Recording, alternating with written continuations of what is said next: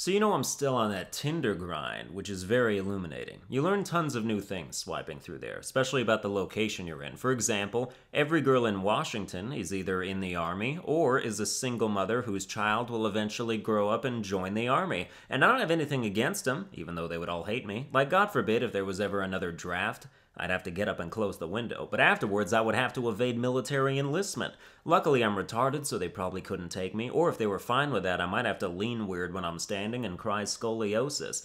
Being in the military would be so frustrating. All people do is camp and plant roadside bombs. I wouldn't get half a chance. But yeah, girls up here are real gung-ho about that. They have selfies of them in uniform in their bedroom, and it's like there's no way you put that lip gloss on every day when you're on assignment. You're in a foxhole with a couple fellow soldiers and a grenade lands between you. You go to jump on it to sacrifice yourself to save everyone, but then you're like, wait, let me just throw my makeup bag on it. There is no way I'm getting shrapnel on my new boots. I've learned that if a girl has a picture of her in front of a sink or table with one foot completely up on it, stretched out like she's a softball coach in the locker room, you don't really want to deal with that. Especially when they're also making a face in the picture that seems to be frozen mid-cough. I've started to see that and I don't understand it. It's like kind of a tongue sticking out picture, but it's curled in a way that makes it look like she's gagging on a big old dick, like a buff one with veins in it that's been working out like John Cena, just a stupendously ripped cock that lifts all day in the gym and needs a spotter penis to watch him and count reps,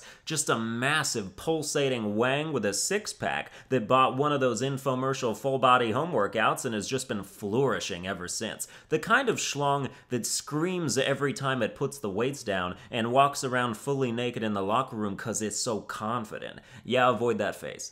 Other things to avoid are profiles that specifically mention how they've been hurt in the past, as if you're gonna match with a guy and his first message is, "Oh baby, I'd never hurt you, you'll be my everything," as if we haven't all been hurt before. You might as well just say, "I've had a boyfriend." That conveys your situation aptly enough. Did you know that if a girl's first Tinder photo is a drawing, you need not concern yourself with her remaining pictures? It's true. Every time I'm initially greeted with art, I'm like, oh, this is going to be prettier than she is. Attractive female artists put their art at the end to sweeten a package that already speaks for itself, whereas other female artists are like, hey, I'm ugly, but maybe you can fuck a drawing of me. I prefer to avoid paper cuts in that region, but thanks, I can't draw. I do not have the patience for it. You know who can draw is everyone else in the world I've ever met, and not even to any worthwhile degree. Like, they don't do anything with it, they just draw. And having that skill would complete me as an artist. I can write, I can music, I can comedy, I don't dance, but I think I could dance if I, like, committed to learning. I've been in musicals, I can follow choreography, but when it comes to drawing, I'm just over here inaccurately replicating Pokemon. I can draw Magnemite, I can draw Voltorb, anything else and you're getting a deformed abomination that should be put out of its misery. I'm in a position where I could use that skill, but I don't have it, and it's a little frustrating. I knew one girl who could draw insanely well. She drew a picture of Will Smith, and I was like, yo, that is a black and white actual photograph of Will Smith. And she's like, no, I drew it. And I was like, are you a deity? Because you can create art that literally reflects life. I blew my shot with her, though, because she was all about Occupy Portland when that shit was happening, and I was on Facebook being like, that's fucking stupid, so it was not to be. Yo, guys, let's gather in a place we already live and slow down traffic, hell yeah! I used to say that super liking people on Tinder was a great way to instantly give all your power to them, but after some experience, I'm amending that perspective.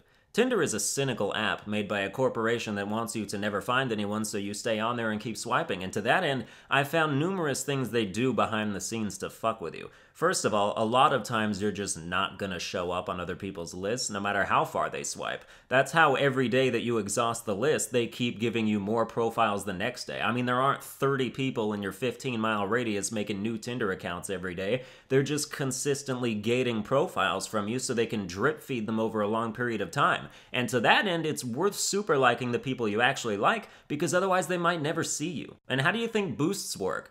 Tinder advocates 30-minute boosts you have to pay for as moving you in front of people's swipe lists. but all they actually do is extend your radius by 5 or 10 miles and pretend you're hitting a wave of popularity. I know this because when I've boosted, a lot of people were well outside my radius, where they don't otherwise show up. Like, I'm not making this shit up. Tinder is a corporation, and like all corporations, they put themselves first, as they should, being a corporation. But there's less middle-fingery ways to do it without blatantly lying to your consumers. I mean, this should be an outrage, honestly, but either I'm the only one who's noticed or people just don't care. It's like with Apple. They were just proven last week to be purposely slowing down their old devices to get you to buy new ones. Something I've said they were doing for years, but that was nothing more than a fucking blip on the news radar, and is anything even gonna happen as a result? Are there any consequences at all? I saw a stranded article, and since then I've heard nothing. People are just like, yeah, go ahead, manipulate us. You designed them, do what you want. You sign like a 2-year quality assurance contract or whatever with your phone, and after that contract is done, they could hack into it at any time and just shut it down if they wanted to. But so far, all they do is slow your internet and drain your battery, so that's okay, right? Of course, then you always have people willfully defending their own exploitation like a sex slave with Stockholm Syndrome in the comments like fucking idiots, and I will never understand your point of view because it doesn't come from a place of benefit. I understand a CEO defending this shit. I don't understand someone who works at McDonald's and can't afford to buy the new iPhone every year, acting like Apple's attorney and fielding criticisms. I still have an iPhone 5C, and it does everything I could ever need. You guys are paying through the nose job annually for mildly enhanced selfie mechanics. I don't think people buy the new iPhone for its features anymore. It's just to be trendy and to say that you have it, to impress other compulsive shoppers, and then eventually bask in the brotherhood of bankruptcy. What makes the iPhone X so great? It can recognize your face, even when you grow a beard? That's $1,000 technology right there. I gotta have it. That's like buying an enhanced version of a PlayStation or Xbox that gives you slightly better graphics and load times. The PS4 Pro and the Xbox One S are the iPhone of consoles. Absolute waste of money. Well, that's going to do it for this episode. I hope you enjoyed it. If you did, you can like, share, and subscribe, and I'll see you guys next time.